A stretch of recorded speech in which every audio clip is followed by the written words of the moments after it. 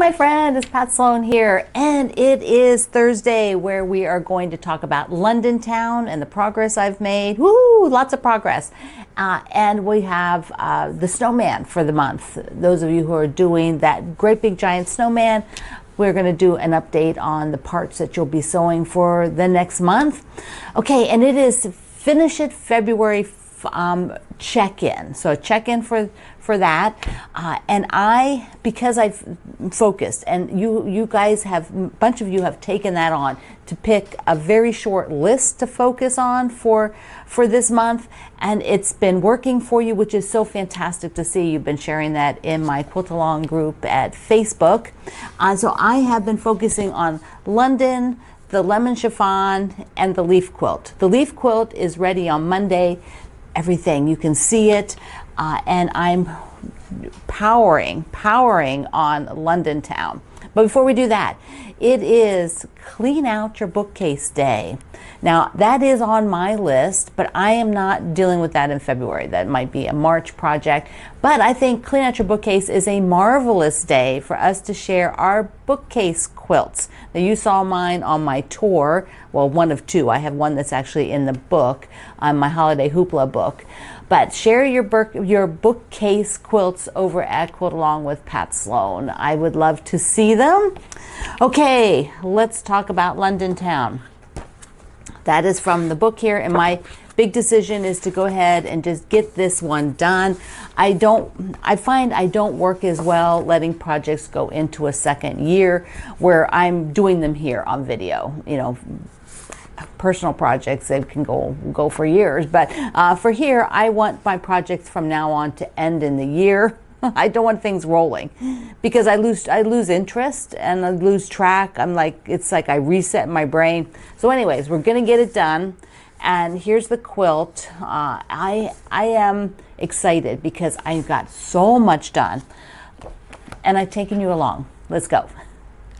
All right, let's go. It's time to just barrel through and get the rest of these blocks done for me. That's how I'm going to approach this.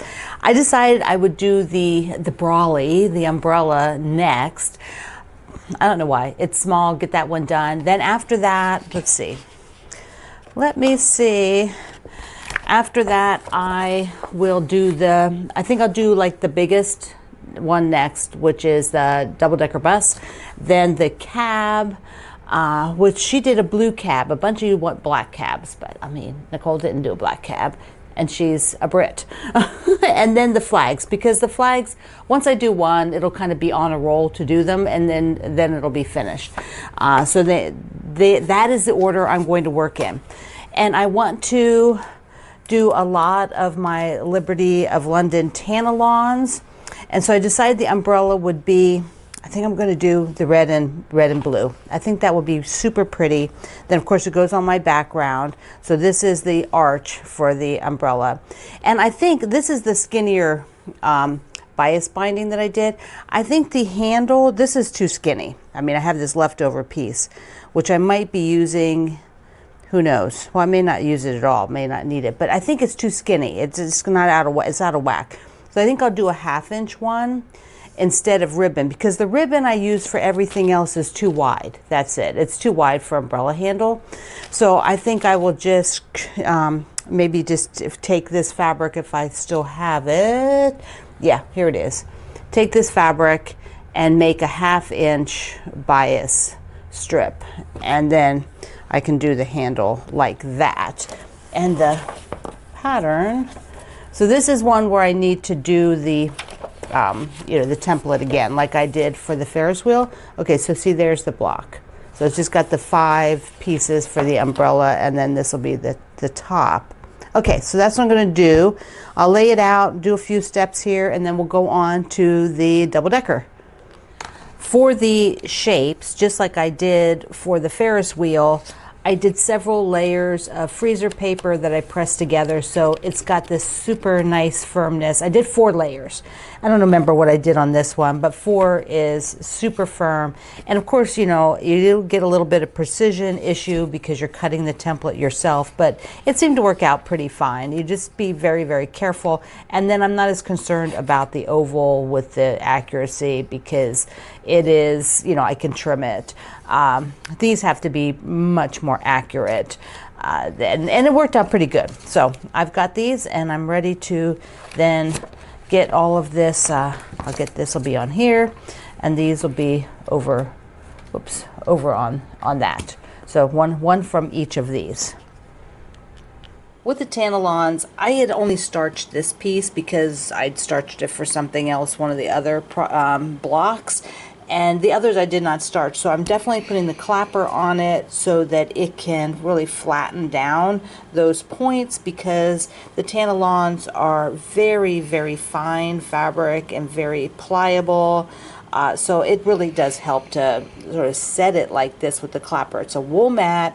You warm up the piece, you press it with your iron, press the piece, and that heats up the wool as well, and then you put the clapper on top there like that, and now that heat will be sort of locked in there, and wait till it cools. So I just let it sit there a while so the whole thing cools down, and then you get really nice flat pieces to work with. They don't sort of puff up on you.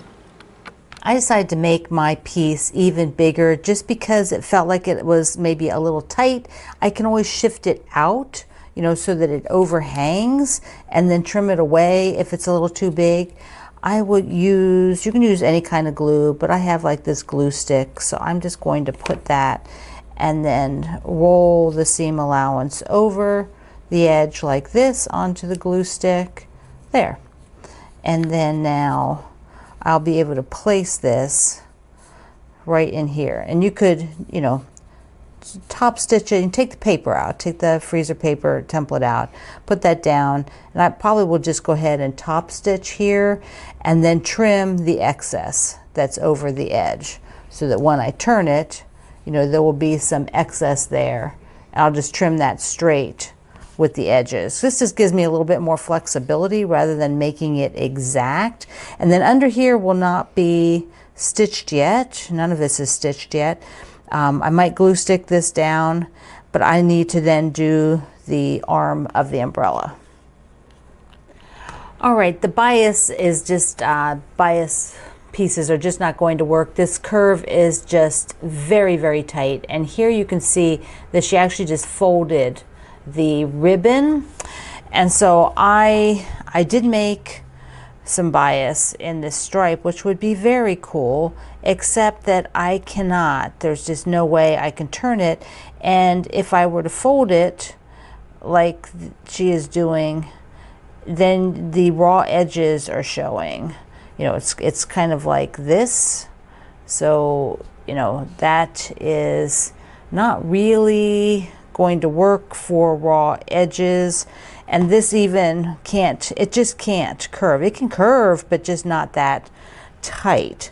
So I have some ribbon, and oh, let me see. This piece is double, so I can't do that turn because it gets the wrong side. And the polka dot, which is actually kind of cute, when you put the polka dot in, it'll be like this, and then you come and turn it that way, and then it's folded under again like that, and then trimmed. So that is how, you know, then this piece would be trimmed. But I think the polka dot will work. Let me just cut that, because, you know, I can sacrifice a little bit of ribbon because I think it's actually going to work. This is kind of an odd tuck. It's not, excuse me. And it needs to be shorter, that end. But I just want to see how it looks. I think that looks good. There it is, glued, and the actual size that I think will work. Yeah, so I did kind of a shorter handle. Hers handle goes up a little bit longer, but I think this'll be good for mine. So cute. It turned out so cute. I went ahead and just top stitched all of it with kind of a medium blue, a lighter blue thread, and that worked out well on this print also. These are all the Tana lawns here, and this goes right above the soldier over there, so in the layout. Darling, so darling. Now I'm going to do the bus because that's the next biggest thing. So the double-decker, I loved writing the double-decker when I was in London. They were iconic and so fun. And this has all just, might have some, I have to see between the windows there, that might just be top stitched pieces down. I haven't read the pattern yet. So, okay, so let's go. Let's do it. For the bus, I want a strong red. Then I have a blue, this sort of light in here, medium blue, and then I'll worry about the tires and the window.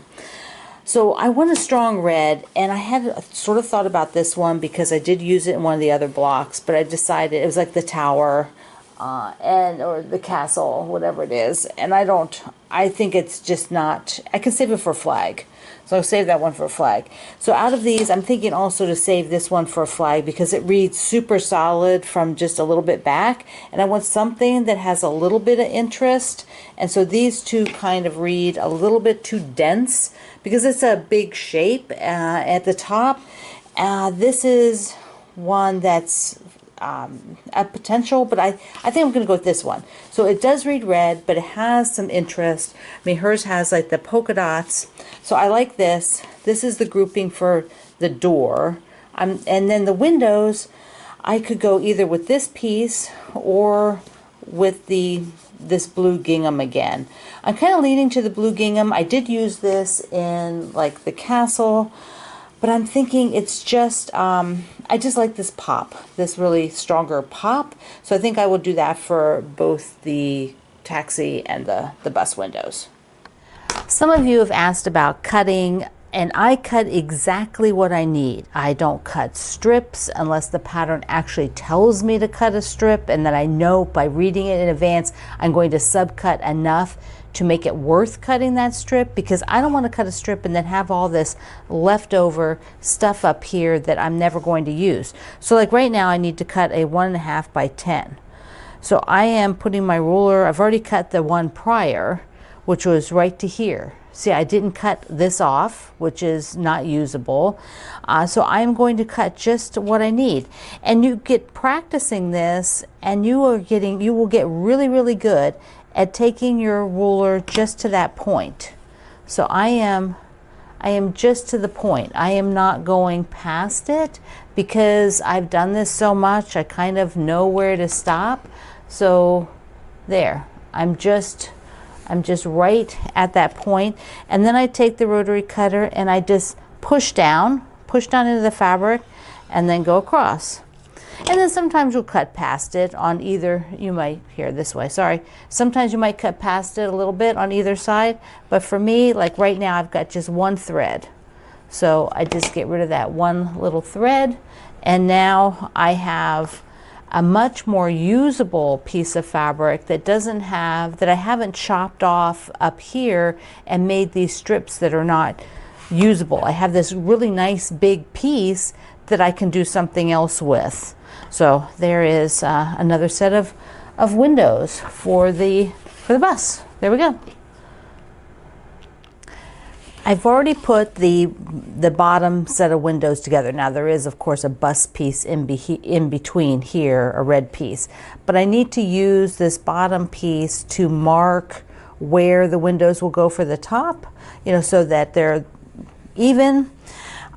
And I'm using a little water-soluble pen, but I'm not drawing a line. I am actually just making a dot in the seam allowance so that I don't really want to draw anything, and worry that it won't come out. So I'm pretty much just making a dot in the seam allowance here and a dot in the seam allowance up there so that I have two dots, and I will then I'll do all of them. And then what I will do, where to go, is I will take my glue stick, take the glue stick and run it, whoops, run it right there along, you know, be connecting the dots, and then take, like this is what I did on the bottom, and then take the bias. And this is the 1/4 inch bias, which uses this bias maker. This is by Clover, so they're color coded, so it's the green one, and it makes the really skinny 1/4 inch finished. So I will put this, you know, I will trim it a little bit past, put the other 3, so there's the 4 of them, and I want a 5th one out here too, so follow that for the top. Then I will top stitch all of those and then trim off the overhang before I go on. So that's the process to get those little window panes in, which are super cute. For the back top of the bus window, you have this unit she has you trim part of a, where did I throw it? It was a, oh, I put it in the trash here. I can't find it now, but it was a rectangle, and you trimmed it as she shows you. Now I need to turn it over and make it accurate. So it should be the size of the strip. So I'm just removing the parts that hung over it. And on here, instead of doing a cut and flip, she just has you put the bias there like this. So I will just cut away this back part, trim it, since I don't need that excess because I have the front. And then I'm just covering, I'm not going all the way onto the white because I want more of the white. So I'm just making the bias right on the seam, and there you go. So I will glue that down and top stitch it, and then I'll sew the whole bus.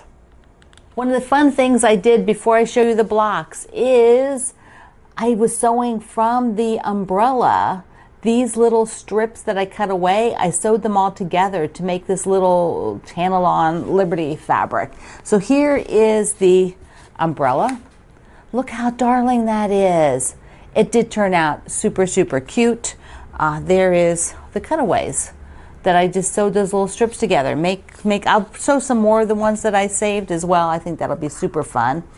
And then I don't have the wheels on yet. We'll talk about that probably on Tuesday's video, the next video on Tuesday.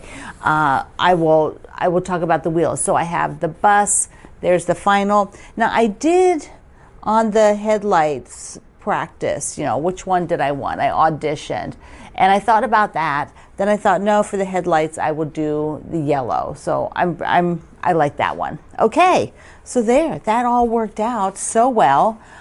And I will do a picture and put it on my, show it at the group when I post this.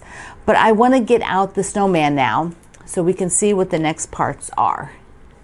Here they are all together, looking so good. So all I have are the flags, and they're sprinkled around. There's like 5 flags. And so that will be the next thing to get done. And then the assembly. So exciting.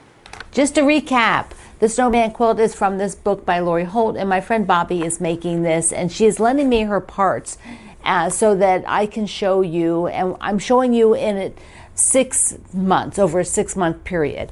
The Fat Quarter Shop has a schedule out which is over a 1-year period, but I don't want to have to be showing this that long.